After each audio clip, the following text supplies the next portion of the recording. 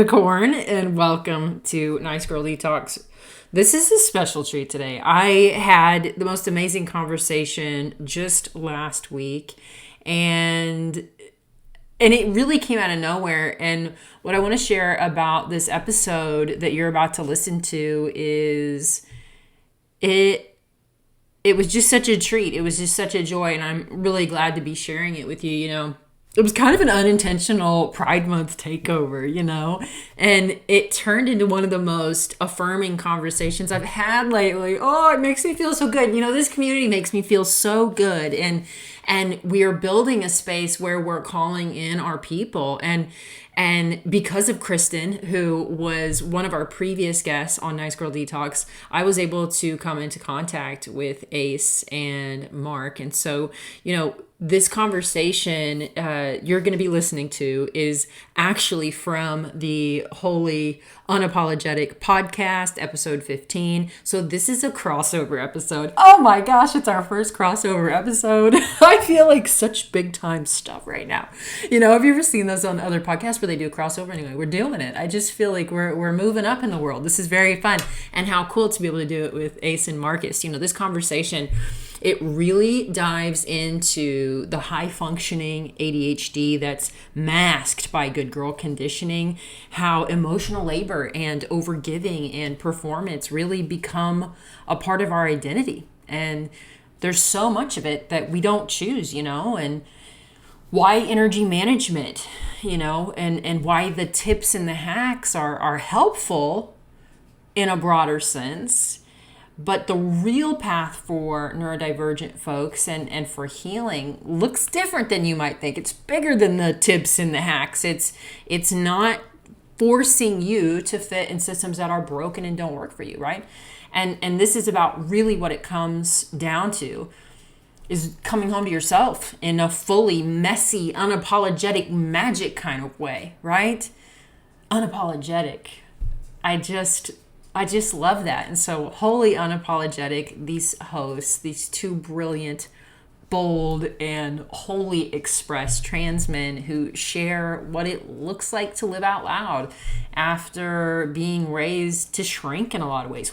Amazing story. Check out the other episodes too for everything, They are a part of the healing lineage. They are a broader part of the sisterhood that is Nice Girl Detox. They lived through the same conditioning we have lived through and are continuing to live through.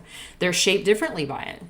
And that matters. All of our stories matter. This conversation is like a reclamation of Kindreds, like standing in a shared river of womanhood and socialization, survival, and self-liberation, with two allies who know this journey is sacred and messy and deeply personal. And it really reminded me that sisterhood isn't about gender. It's about resonance, shared resistance, and it's all about the way we hold each other through it. So this episode is rich, and it's healing, and it's funny, and it's soft, and it's fiery all at the same time. I left feeling more whole. I'm literally getting choked up. I think you might too. I really do. So let's go. Here's episode 15 of Holy Unapologetic, crossover episode with Nice Girl Detox. Oh my gosh. Happy Pride Month to you. We'll see you on the other side. All right. Hello. Welcome to another episode of Holy Unapologetic. I was going to say good morning, but we are actually in 3 different time zones this morning. So happy Wednesday, June 18th. My name is Marcus. I am your co-host with Ayce. Kipton, how are you doing today, Ayce? What's new? So good. The weather here is phenomenal right now. Ooh, and I did a photo shoot yesterday, which was super fun. So you guys will be seeing some steamy pictures here coming up soon. Yes. I love it. Yes. We'll make sure to share it when you got them ready. That's so exciting. So we have another wonderful guest with us here today. I'm going to give a bit of an introduction to Mo Holloman, the main character coach. She helps queens with ADHD get shit done, follow through on their goals, and build relationships that honor and serve them. I also just want to quote your kind of why on your website because I love this so much. It says, "I do this because I know how life-changing it is to stop battling your brain and start embracing it. I care deeply because I've seen what happens when ADHD women realize their power, create fulfilling relationships, and finally thrive on their own terms. So welcome, Mo. Thank you so much for being here on the podcast. Oh my gosh, thank you so much. I'm so excited to meet you both in person officially too. Such a big fan. And I'm also excited about those steamy pics. You just put out a steamy video, Ace, literally today. And I was like, damn. It's an honor to be here. And happy Pride to everyone who's listening. If this episode goes out in June, it's awesome to get to hang out with you both today. I'm just so glad to be here. Thank you so much. I'm so excited. There's just so much we could cover. There's so much we can relate to in the work that you do and the types of voices we try to amplify here. So it's like, where do I even begin? But I guess I'll start with the question of how did you come to this kind of work? How did you kind of find your sweet spot of where you want to be helping women like this?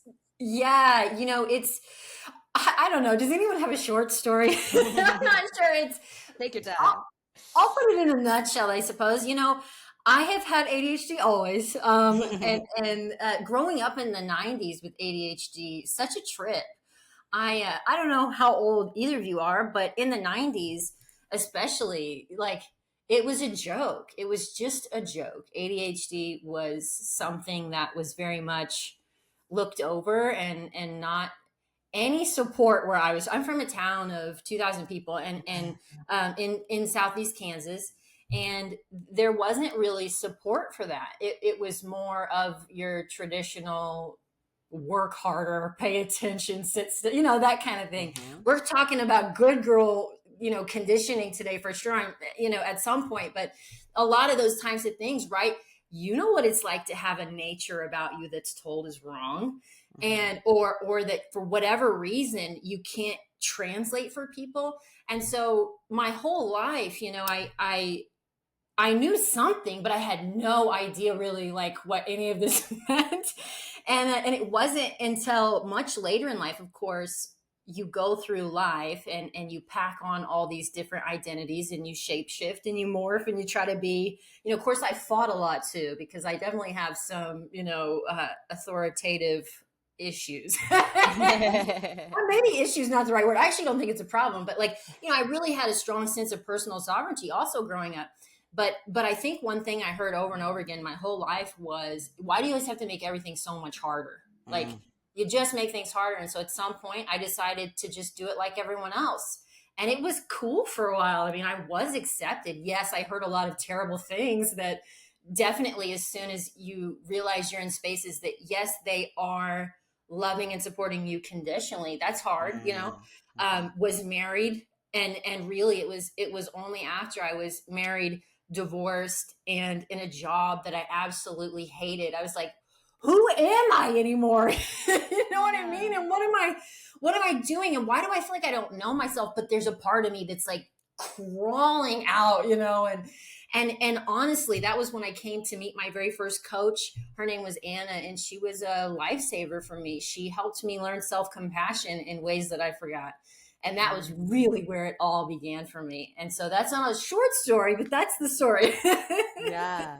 Oh, that's fantastic. I love that. I've gotten to learn a lot about ADHD because my fiance is an ADHD goddess. So it's really interesting because our brains just sometimes feel like they work complete opposites. And so we're always in a dialogue about it. So I'm so grateful that there are resources such as your own.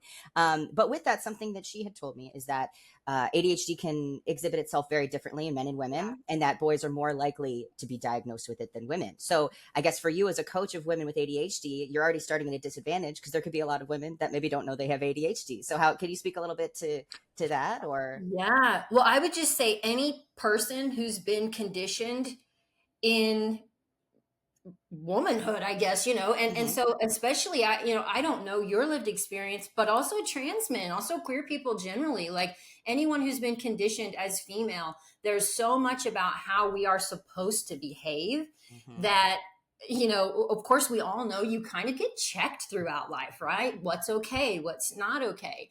And so and also there's different types of ADHD. You have hyperactive, you have inattentive, and then you have the combination type. I'm combination type.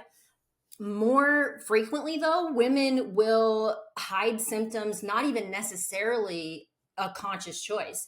It will be because they weren't stabbing their buddy with a pencil. You know what I mean? It's like, oh, she's fine and she's got good grades and whatever else, because and this is why so much realizing that our conditioning has so much to do with our masked symptoms that we may have not even been aware of because we've been so conditioned to be the gauge for the room, to ensure everyone else is feeling okay. Like, for example, in school, for me, so one of the traditional systems that really doesn't work well is the way our school systems look today. Not knocking education, not knocking teachers. I'm a big supporter of making sure that every child has whatever it is that they need so that they can be successful, right? I'm being told to sit down and be still and, all these things. And so my mind is focusing on what I've been told to do rather than what's happening in front of me, right? And so a lot of women, especially, or individuals who have been conditioned in womanhood or in girlhood or as women, they will be conditioned in these very specific ways that tend to mask symptoms really hard. And so I would say mostly that's the why of it anyway. A lot of the times, a lot of the why individuals may get misdiagnosed, especially the hyperactive part. I mean, most studies were done on little boys, cis white boys. And so anyone outside of what that looks like, it was missed. And I'll throw one more thing in there. It was often looked at, especially when I was growing up, as just a focus problem, as just a you need to pay attention problem. And the solution was telling you to pay attention. And you're like, I don't know what's happening. Yeah, and that socialization is so crucial to it too, of just the idea like, oh, boys will be boys, but also like girls mature faster. It's like we force girls to mature faster. They're not allowed to run around and stab people with a pencil like boys do for many different ages. There's so many things that are interrelated. We talk a lot about the people pleasing side of things from our religious upbringing. I was a pastor's kid, so I can very much relate. I always kind of felt like I was the dancing monkey that could be called on at any time to have to perform for a group of adults, regardless of whether or not I was comfortable in that situation. So I can so relate to that. But yeah, it's just the school structure is its own thing. I know for a lot of people, some of the smartest people that I know don't do well in test taking environments and that kind of a structure. And for me, like, I love that. I love that structure. So sometimes I almost feel like I kind of gaslight myself of like, well, I did really well in school, but also like that format works really well for me. And like I said, some of the smartest people I know really struggle with that. But I did really like how inclusive your phrasing was. I had written it down already from your website we'll talk about Nice Girl Detox, but you had said folks shaped by good girl conditioning.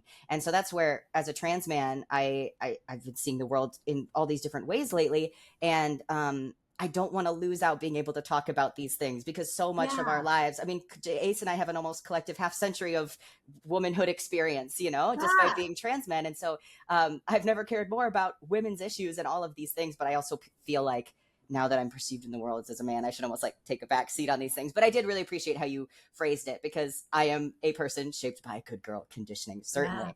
And you talk about good girl conditioning, unlearning shame. But let's, to bring it around, do a question because I already warned you I was going to ramble with these questions. You're not rambling. I'm so here with you both. All right. So let's talk. You have a podcast called The Nice Girl Detox. Can you tell us about that? Yeah, it really started. I want to tell you guys some tea. So this summer, and by the way, Ayce, I know a little bit about your background too. You were very much in religious environments. That was your whole, I read you were celibate for 30, how many years? 37? Yeah, I lived a celibate lifestyle for 38 years. Yep. Yeah, that's what it was. Damn. Yeah. So we all are from, I'm from the Midwest. I'm from Southeast Kansas. This is the Bible Belt. And, there is very much a way that we are, especially those who are socialized as females, are expected to behave, and I have always felt, as I said before, such a strong sense of personal sovereignty. And some of that's privilege, And so how much, I'm not sure, maybe a really huge chunk, but I've always felt like I should get to do whatever the hell I want. You know what I mean? I don't need to listen to anybody, And so this summer I wore this bathing suit, which by the way, I'm very much, and I know this is not the case for everyone. And so everyone has their own journey with their bodies. I love to be naked all the time. Like, I just, like, if I didn't have to wear clothes, I wouldn't, I'm very open with my sexuality. I love connection with other people. I think it's so much bigger than what we think it to be, so on almost every level, I buck up against what has been expected. And I have really supportive parents in a lot of really beautiful ways. And so I know that I'm very lucky to have that. And that not everyone does. So my parents have always been supportive, but not always the environments that I've been in, right? And so this summer was one example. I'm almost 40. I'll turn 38 July 14th. It was my birthday last year. So we're coming up on the anniversary of one of the biggest dramas that have happened in my life. I probably shouldn't call it that, but it was a big drama. There's my ADHD part that's like, oh, this. But it was, I wore this thong bathing suit. There was basically no clothes, and I loved it. And I love to just express myself out in public, and I love to be loud, and I'm okay if, my intention is never to make someone uncomfortable. I always want to be attending to people who are, wanting to meet me. But I think we got to live bright, and live loud and allow ourselves to be witnessed. And so I did that. And the blowback, I posted some videos of my birthday, and I'm telling you, I don't have to say this, but I wasn't drinking or, I was making this choice consciously. I guess that's what I want to say is, like, I very much chose to do this. I wasn't drunk, So I had this huge response online and phone calls about the way that I'm allowed to behave. I mean, it was shocking. And I realized in that moment that this is at the heart of ADHD, neurodivergence in general. So much of what the people that I love, it's like what I'm allowed to be, and I feel like, especially individuals socialized as women, this is so policed and controlled. It's wild. It's so wild. And I know that other individuals where I'm from feel very much the same way and feel even less freedom than I do. And it just blows me away. And so one of the things that I chose to do this summer, I've been coaching, which, coaching with me is an investment. Nice Girl Detox is free. Come and be with us. My whole mission here is really just create space where you can see what it looks like to give yourself permission to show up exactly who you are and to buck against everything that we've been programmed. The biggest piece, though, too, is a lot of the hate I got was from people who identify as women, and this is the sister wound. We got to do this together, and we got to talk about it together, and we got to remove the shame of ways that I've operated maybe in the past that were terrible. And I can forgive you for yours if you want to show up with me and we get honest, And so that's what Nice Girl Detox is all about is let's create a space where everybody can show up. And there's no gatekeeping here. I'll tell you everything. I want to hear everything. And I want to create less situations where people who have the choice to show up in ways that feel good to them, I want them to feel safe to do that and encouraged and celebrated for that. And so that's what it's about. That's what Nice Girl Detox is. And of course, the vision is really funneled into neurodivergence because that's the way my brain thinks, but no one is left out. If anyone feels touched by any of these things, I so much want you to be there, and so that's why I started Nice Girl Detox.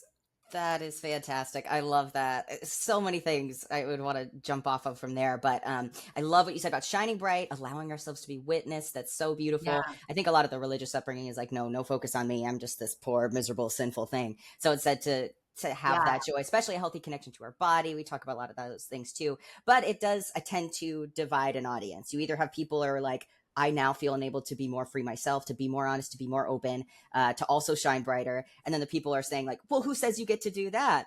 And we had a guest a couple shows ago who was talking about like when they see trans people, they're like, well, I wasn't allowed to be like free in these gender expression ways. So who says you don't have to play by the rules, these awful rules for everyone, which is why we're always saying that like, Yeah. gender like boxes hurt everyone, patriarchy hurts everyone. So yeah, that does seem like there's a split. And then the people, again, women that could be reacting so cruelly to you just because that's how they're socialized and they're not liberated in that way is especially heartbreaking. How do you maintain kind of a healthy mindset with it as someone who is so out there? You've got all these great links and social media and things. How do you maintain any kind of sanity if you're getting flooded with messages?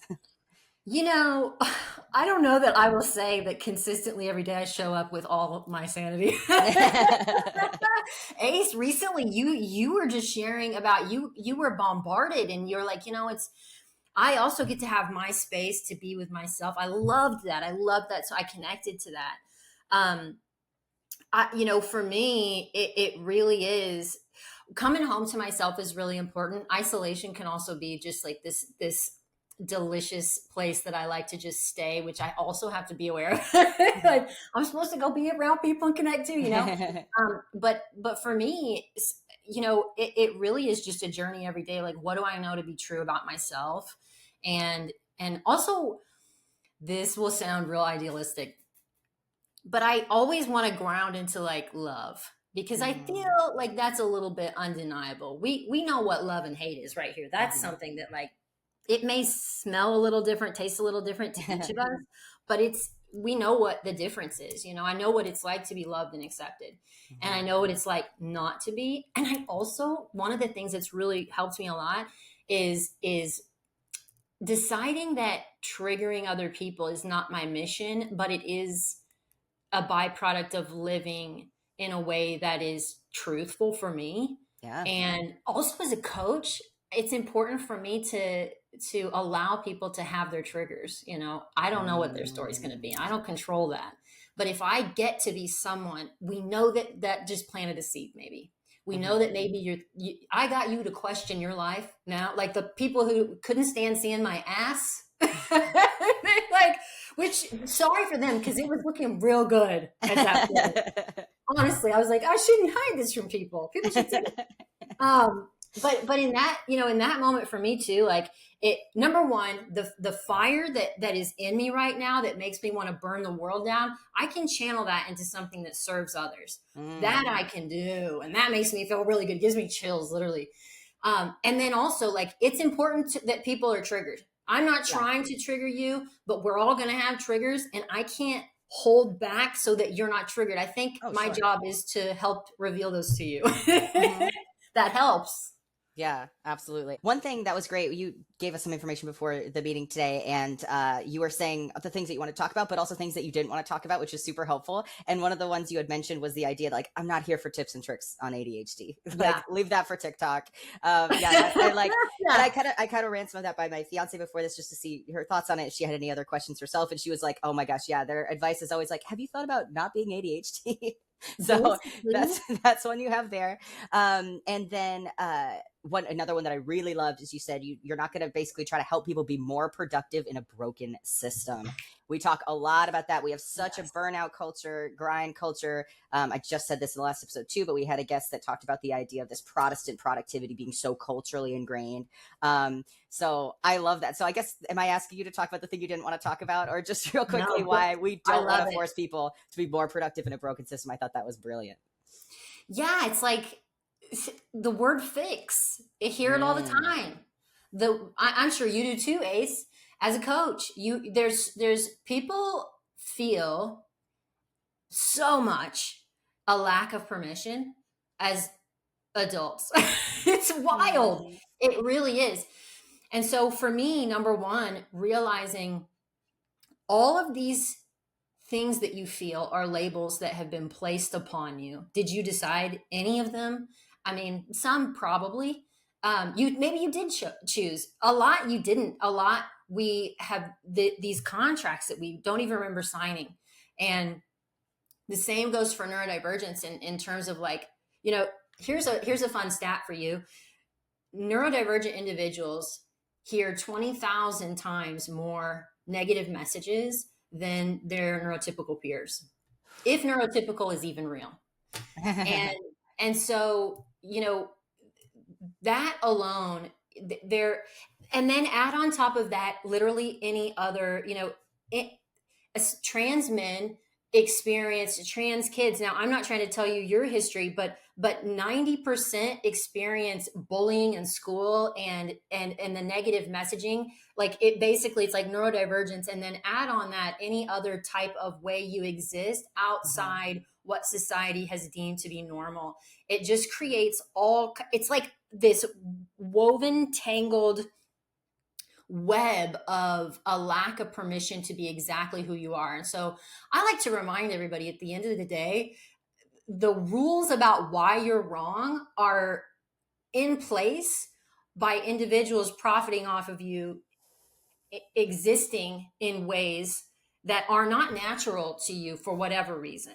Right. It really is, at the end of the day, I really like to say with my clients, let's first talk about what you think a good life would feel like rather than can you help me figure out how to, like I had a client just a couple weeks ago who came to me, and she said, I just really need you to help fix my brain because I'm just terrible with my, with scheduling and I'm just having a hard. She's going through a separation from a spouse. She's coming alive to ways that she hasn't been honoring and serving who she is for maybe 20 plus years. And so the idea to be like, yeah, let's fix your scheduling. It's like, we need to get your nervous system in a place where you feel safe again. I know you're about this, Ace. I mean, I've been listening to your work too. Creating safety in exactly who you are, identifying the parts of you that have absolutely been assigned that you were not actively choosing, and then deciding what kind of life you want to exist within, not a life you have to like mold to fit into, right? So do you even like these things that you're trying to, I asked my Nice Girl Detox, I'm like, who is they in your life? That ambiguous they, the thing that holds us back, the thing that makes us feel like we don't have our free, full expression, the thing that makes us feel like if we do this at work in a professional setting like this, that, all the ways that we police and adjust and again, become a barometer for every space that we're in. For me, it's let's unpack the truth from the lies first, and then let's decide who you are, and then you're like, yeah. And then what kind of life do you want rather than us building all these things that are ultimately not sustainable? They will not last and you will end up in the same place again, but it'll work for a while until you burn out and go, why? Yeah. That's exhausting. It is. I find such deep alignment with everything that you just said. Because the moment that I decided to fuck societal norms, religious constraints, familial constraints, all the rules that were out there, and actually like critically think about my life and how I wanted to have ownership of my experience here on this earth, everything changed. And I love the work that you're doing because this is what people need today. We're all in this space of survival. And what we really need is connection. Like that feeling to be loved, to belong, to love and be loved. All of that is really what we want. And so what I love is that you're bringing people back home to themselves and what their desires are and living out of their own experience and actually thriving in this world the way that we were created to do so. So thank you for the work that you do. I appreciate it. Thank you for the work you do. I mean, when I was learning more about you, obviously very, very same. I'm like, oh, I'm vibing with Ace so hard. Both of you. It is what changes everything, right? Because that's the thing too. A lot of times people with ADHD, we want certainty, people with neurodivergence in general. I have ADHD, OCD, a list of other things that come along with that. But ultimately, we have this desire for certainty and we'll stress ourselves out, trying to get the right answer, especially when you think about good girl conditioning, the idea of perfectionism and the idea of showing up in ways that everyone for whatever reason agrees is right, And so the idea of like there being a right, what's cool about when you come home to yourself is, that right is always sort of shifting. Based on new information, based on new discoveries, thank God, based on you feeling safe to get curious. And when you get curious, you find something new that is a part of you that has just got unlocked, just came online because you allowed it, you know? And so that's what's so cool about all of it is, and there is safety in that. There is a tremendous, there's also not though. There's also not safety in that, right? There's safety in yourself, but also you said something the other day, Marcus. It was the part where you talked about how it's really not satisfying having boundaries. Yeah. You know, The lack of, yeah. Yeah, same with authenticity, right? It's like, yes, good, awesome, really feels like freedom a lot. Also, though, it can suck really hard. Yeah. Right? Yeah, because I feel like I'll loop in my mind of like, this is what I would say. I would tell, but it's like I'm not going to say that. I'm not going to resort to. It's like if I don't have anything nice to say, I'm not going to say anything. But that is, you know, it's not the movie moment. It's just this unsatisfying ending. And I've been following these pages that say you have to not only mourn, you know, the lack of that relationship, but what you thought that relationship could be or what you thought that person could be. So yeah, but I could so relate to the idea of wanting that certainty and wanting a right answer. I struggle so much with perfectionism and how exhausting and how much burnout you can get because of it. But yeah, that's a tough one. One thing I saw recently that I really liked was this idea that's like, the more I heal, the less ambitious I become.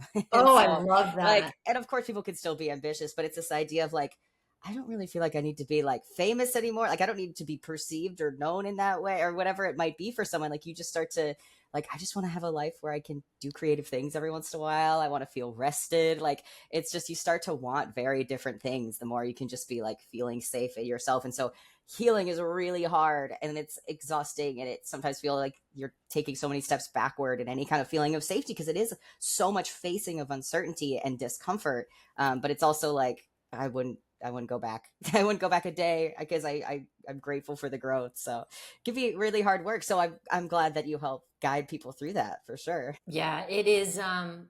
You know, that's my favorite part of work. It's so funny. We spend very little time specifically discussing ADHD. Mm-hmm. You know what I mean? Like, Sure. yes, this is a thing that it impacts every part of who we are in a lot of ways, you know? And it becomes part of our identity in a lot of ways, and it's the lens with which we see and experience the world, and it is really beautiful. Also, though, like Mm-hmm. you know, so much of what, going back to what you said, Ace, going back to connection, we are all so connected too, though, on so many of these different areas that absolutely shape the decisions that we make, who we become, how we honor ourselves, how we are in service of other people, you know, how we are, you know, literally just how we show up in every way. And, you know, one of the biggest pieces of my coaching is all around energy management. And one of the reasons is because, number one, I'm going to talk a little bit about time here. I promise this is going to come back to all making sense. But energy management over time, and you know, again, just the way that we experience the world, because so much of the way, yes, ADHD, especially with our nervous system, especially with how our emotional regulation, you know, just all the ways that we function. But anyway, I guess long story short, so much of what we talk about is more about the systems and the structures and the ways that you show up and what you agree to and how we can unpack away from those things. So yeah, I'm so honored to help guide people to seeing ADHD less as this, you know, pathologized disorder, you know. And again, I don't say disorder in a way where having a disorder is wrong. I just, again, the labels of like, what do you think it means to you? Mm-hmm. You know, rather than everything being, again, it goes back to permission. The space that we're creating here is all about permission for you to define your own life experience, however you want to define it, permission to make whatever choice feels aligned and comfortable and safe. And especially when you think about energy management, the people, the environments, the things that you've signed yourself up for, you know, what does that mean for you? And how can we show up for you so that you can show up for what you actually care about? Right. You know what I mean? Mm-hmm. Yeah, there's a great book of The Subtle Art of Not Giving a Fuck. And his whole Yeah. thing of that is that you're going to have those fucks one way or the other. You might as well make sure they're focused on something that actually matters. So you're not the person that's Yes. like yelling at the checkout counter because you didn't get your 15% coupon. It's like, we're going to care about stuff. So make sure it's stuff we really actually do care about.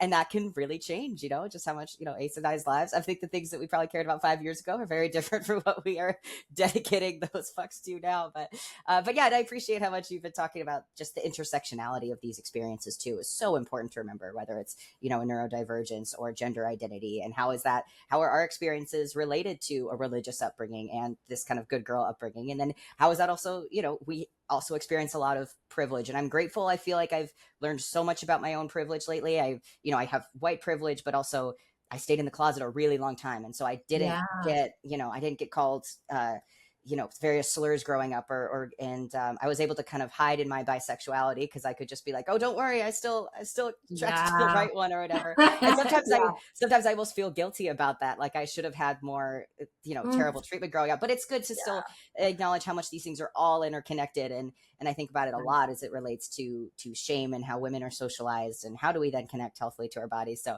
it can be kind of overwhelming, but it's also so important to remember how tied in everything is. But I also want to quote something else that you had in your notes about the idea of ADHD not being the enemy.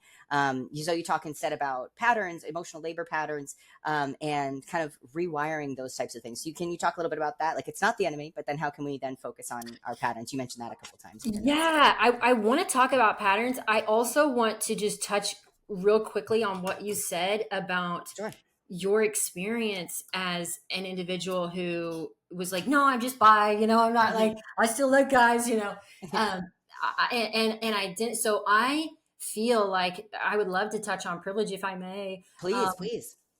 I grew up in a household that was a middle income home. And, I am a white girl with blonde hair. And, I would say in many ways, traditionally in a mold of what is checkmarked, for we are okay with this. Do you know what I mean? I feel like I've been able to pass everywhere I go. Do you know what I mean? Yeah.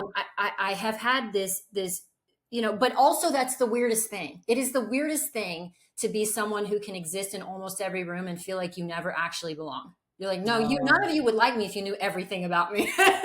Interesting. You like part of me, right? And I don't know honestly if that was true, because like you said, for years I shared none of it. I shared none of it because I felt like, also I didn't know. Like I felt I'm pansexual. I felt feelings for different people, but because I had no examples of pansexuality where I am from, none, especially as a little kid. There was one couple in our town who, a lesbian couple that lived in our town, and they worked at the correctional camp that my dad was the administrator of. And so we were friendly with these people. I didn't know them really well, but it was my first experience witnessing anything beyond your traditional man and wife have they get married, have a baby energy, right? And so for a lot of years, I just assumed that I was just flirty with everyone, but because I was attracted to men, that for sure I must be straight. But I didn't get it. You know what I mean? So like, I really feel you. And I just got to say, like, I'm not the person who gets to say everyone's fine for their experience, but I just want you to know I really relate to that. And I have felt guilty about that too. I feel guilty that for a lot of reasons that I get to pass even still to this day, and I wonder sometimes, I don't feel like I have as much room to talk. I still have those moments from like, am I allowed to, right. But I do also want to create more space for literally everyone else to talk, because I talk a lot. I was just going to say that there's the whole media side of things too. Like you said, you hadn't really seen much, and so I think there's a lot more representation about gay men in media. Lots of times they're being made fun of one way or another traditionally, but at least that's more representation than there are of lesbians. And even then, I think those representations have historically been very cruel, and especially as people that like lived through, the 2000s and what the media was like then, very different than it is today. And so I think it's hard for women to come to terms with their potential queerness because of what they've seen. Like, especially more traditionally feminine women are like, well, I don't seem like that means lesbian stereotype in that movie. even, less representation than men too. And then you tie that into the intersectionality with religion, where women are basically supposed to be asexual until you're married and then just having kids at that point. Women are very much kind of severed, at least in how we talk about it, from a lot of their potential desires there. And an example I just gave last time, I think, or maybe two episodes ago, but something I think about a lot is this idea that with the sex ed example, men talk about getting, or like the boys are told about erections, women are talking about their period. Like they're not even talking about, like, it's as if female desire doesn't exist. There are of course jokes that like, oh yeah, I can't find the clit, or female orgasm is made up. Like, oh, there's so many different reasons why I think it's really hard for women to be like, oh, maybe I'm attracted to women too, or maybe I'm attracted to gender nonconforming people as well. I'm not sure. Maybe I could be in a romantic relationship. Or maybe I'm asexual, but I'm, homoromantic or something. Like, there's so many different beautiful things, pansexuality, of course, included.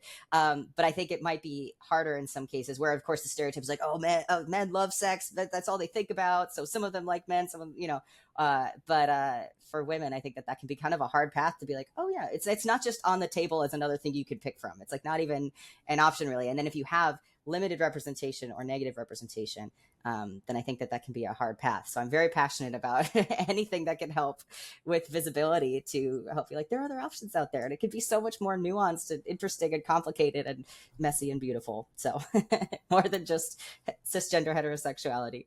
Yeah, it really is also fun when you give yourself I just love the word permission. You're going to hear me say it over and over again. You give yourself the permission to just explore. Like, the world is so colorful and exciting. And, yes, there's a lot to be paying attention to and concerned about and supporting and working on. But there's also so many beautiful things that we have access to if we just give ourselves the permission. And sexuality, especially, I would consider myself I actually don't want to say that. I was about to say I'm a hypersexual person, but I honestly feel like that sounds like judgment. I'm a sexual person. I love to experience people. You know what I mean? Ayce, Marqus, I know you know what I mean. I know, it's like we got to give it to Ayce after this one. He's gonna have some good. Yeah, I got to hear. And I know that you asked me about patterns. I swear we'll talk about it. We'll get there. That's totally fine. Yeah, I really feel like there's just so much we can learn about ourselves as a result of feeling open and very specifically, not just the sexual part of relationships with people, but also the human connection part. And so, yeah, like I feel like if there's one thing that, not just one thing, but if there's something that anyone listening to this, especially if you've ever felt like, especially your orgasm wasn't prioritized, like let's unlock some things, because it's a beautiful, colorful world with and Kristen, I know she was on your podcast, with lots of orgasms. If you would like to experience them with all kinds of different people, if that's what you want to do. All right, Ayce, jump in here. Let us have it. Jump in. Yeah, I was just on a panel of experts on embracing the slut life.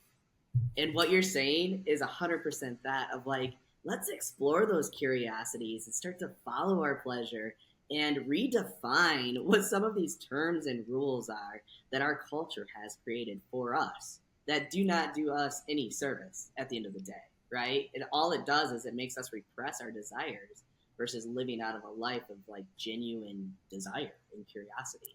And so I love what you're saying, full alignment. Like, let's redefine what the world standards are and create our own. 100%. And what's really cool is the more permission I give myself to explore the world, the more I want everyone else to, which is part of what like opens this up for all of us. It's like, oh my God, you are never going to believe what, it was so amazing. Whether it was something as silly as changing a structure of the way that I do something that's been hard in my life, or sexuality. You know what I mean? It really doesn't matter. It's like and I think that's part of why people want us to not explore, because the more you want to experience life, the more you want everyone else to have the same ability. And there are definitely powers at play that benefit from us not pulling our heads up from our chronic burnout and productivity, hustle culture, Yeah. conditioning that keeps us in roles that are benefiting off of, right? And so I think that's a real big reason why, if we're resentful about life, we're pissed when anyone is really living it. You know Yeah. what I mean? Yeah, that's true. And I've been seeing this one floating around a lot too, of like with so much pressure for women to be skinny and like, oh, you don't want to get too muscular. It's like, okay, so you want us to be exhausted and not strong, not able to defend ourselves, like all these terrible things in terms of like, uh, Yeah. It all comes back to power. mm, Mm-hmm. That's all it comes down to Yeah. is everybody wants their own piece of power over you. And if you have power, that means that they don't have power.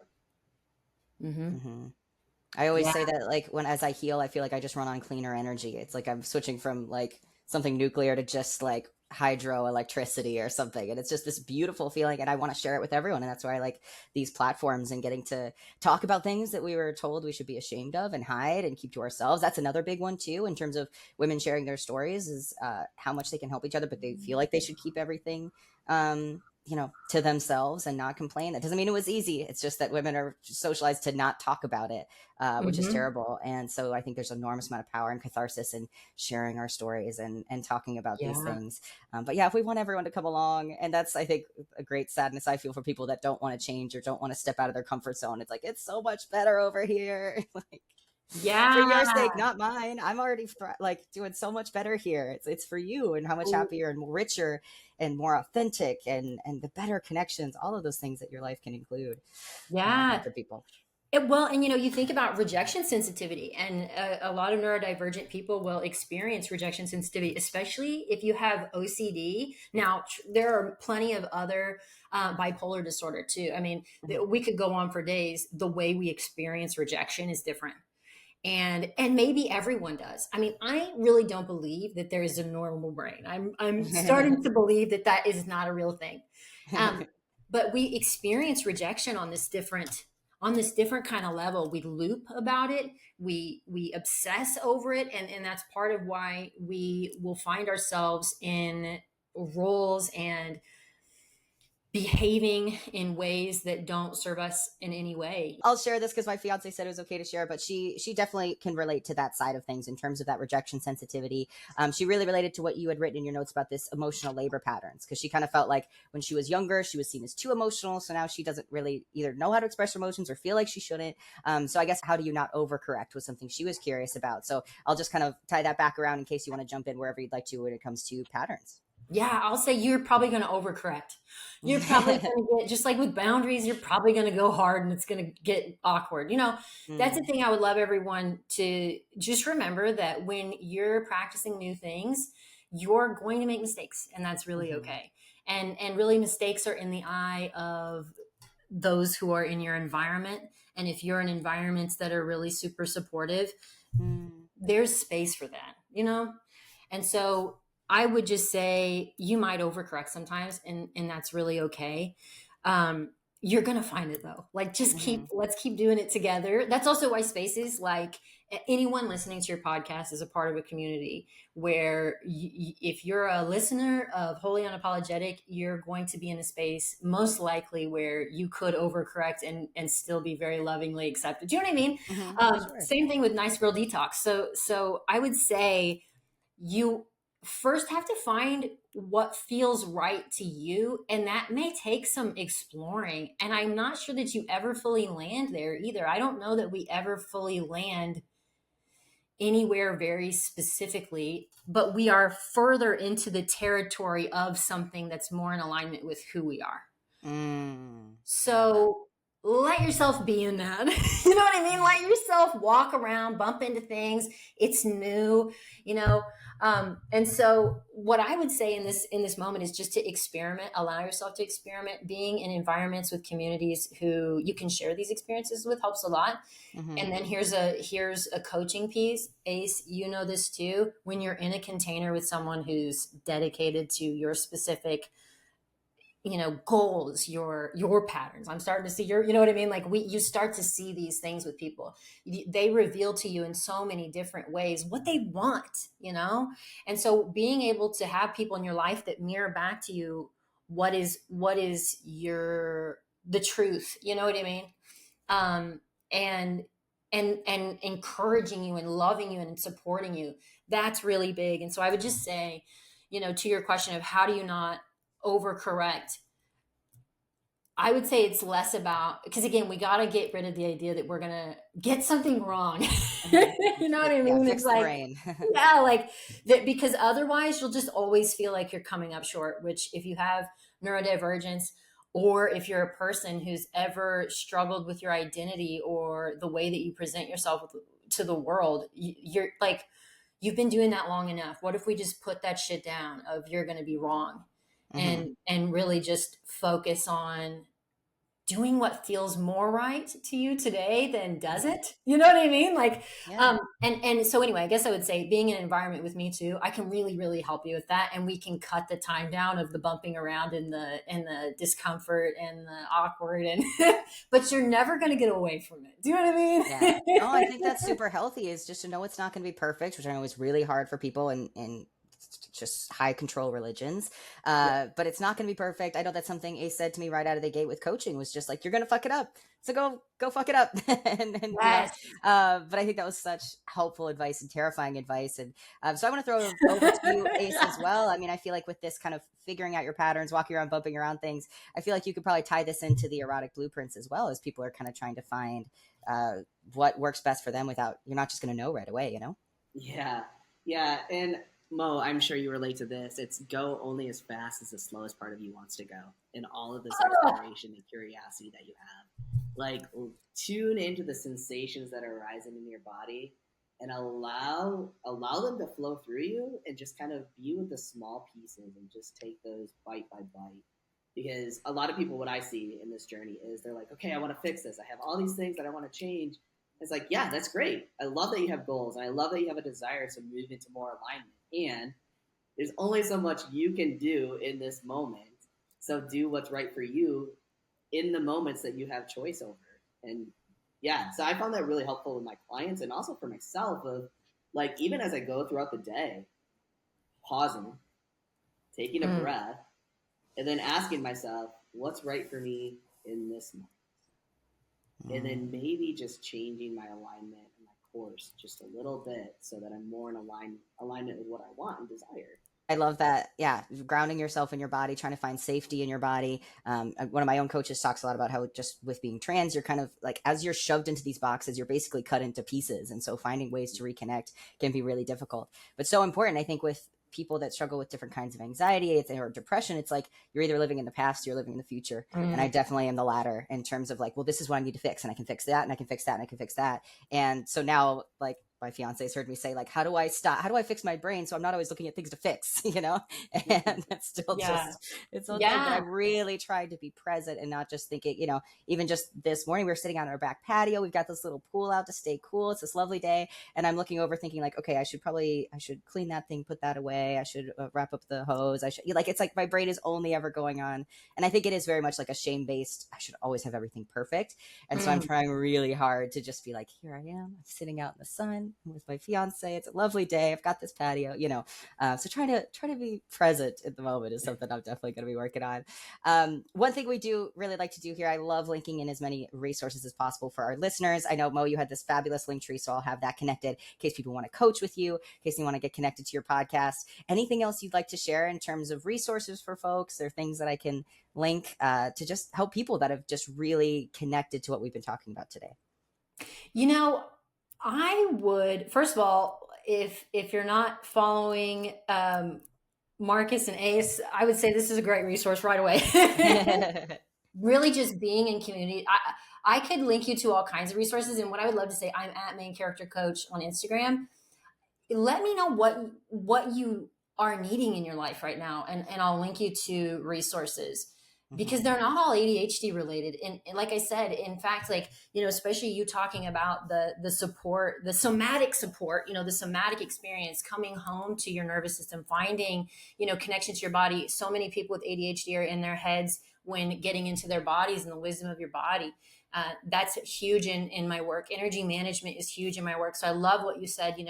I also will tell my clients, every day you wake up, just just ask yourself, what's my energy today?